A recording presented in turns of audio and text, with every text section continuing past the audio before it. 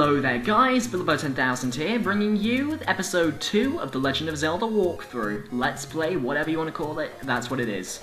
And today, we are going into the Dungeon 1, the Eagle. Let's get straight into it.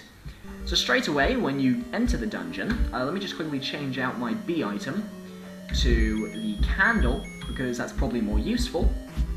I'm going to head to the left. Now you can head to the left or to the right, it doesn't really matter. These are keys, they're basically bats, and we've got a key. Now, I'm only going to be recording Dungeon 1, and then I will be going to Dungeon 2, then I'll be ending the episode off there. So that's how I'm going to be doing these. I want to kill the Stalfos. You can kill them in one hit, and I'm not sure how much damage they do to us, considering we have the blue mail.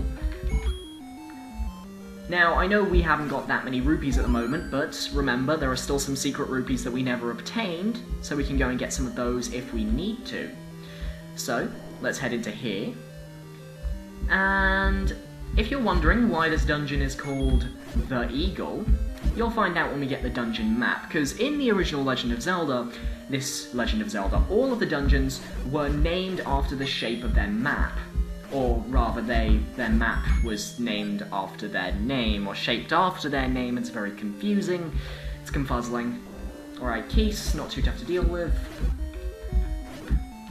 And I don't even think they do any damage, considering I have the blue mail on. Oh no, they do half-hearted damage, that's great. That's just great. You really want keys to be doing that kind of damage, don't you? Ah, gels. I don't even know if they do damage in this game. I really don't. Right, we need to push this one way. That opens this. This leads to an old man. Eastmost Peninsula is the secret. Basically, that's where the boss of the dungeon is. I don't think there are any bombable walls in this dungeon. That's pretty good, pretty lucky. So, why did I do that? Why did I walk into that, even? I mean, I didn't take any damage, but still, ow. Okay, those guys, they take damage. Well, they give you damage.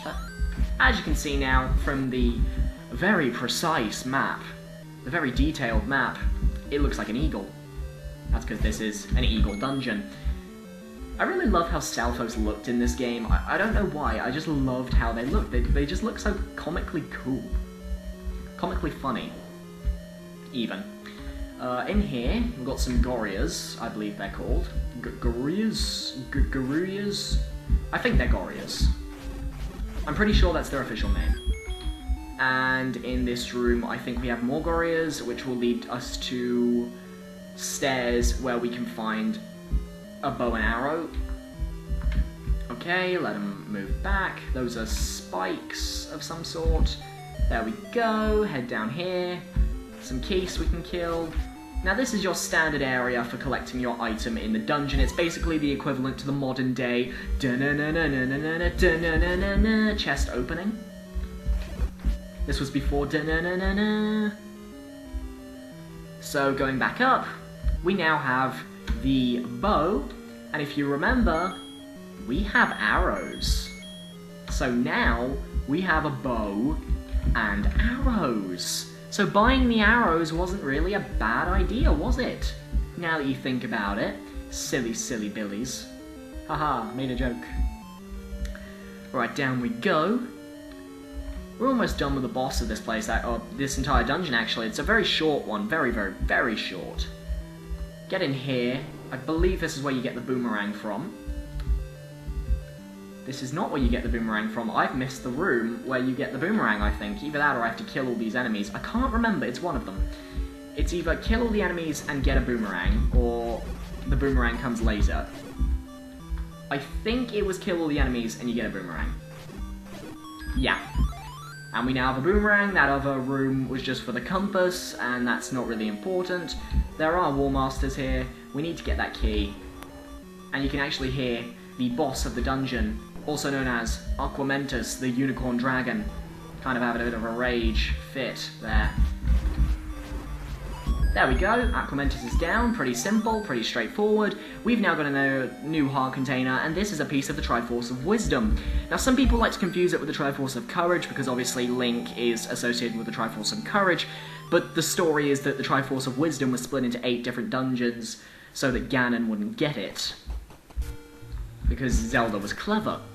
So now that we've escaped that dungeon and our health is fully healed and we have our magic sword beam back, we're going to head over to Dungeon 2.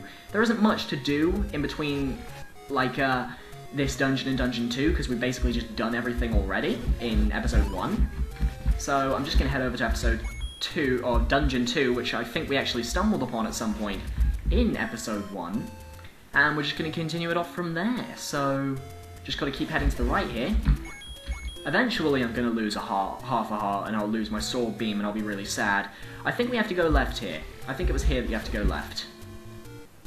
Nope, not here. No, it's go right down here, this way, then right this way, back to where we found the first secret rupees, go up here, and then we go left here. That's how we get to the Dungeon 2. Go left here, and then we have to climb up these stairs after dealing with the Octoroks. Maybe getting a nice heart out of it, I don't know. Now, later games, obviously, they had much more diverse dungeons, etc., much more interesting, but, like, Zelda 1, it's just got that little appeal to it. And yes, those are all armor statues. This is Dungeon 2, the Moon, and we're going to be doing this dungeon in Episode 3. So thank you so much for watching, guys. This has been The Legend of Zelda, Episode 2. And I'll see you next time. Goodbye.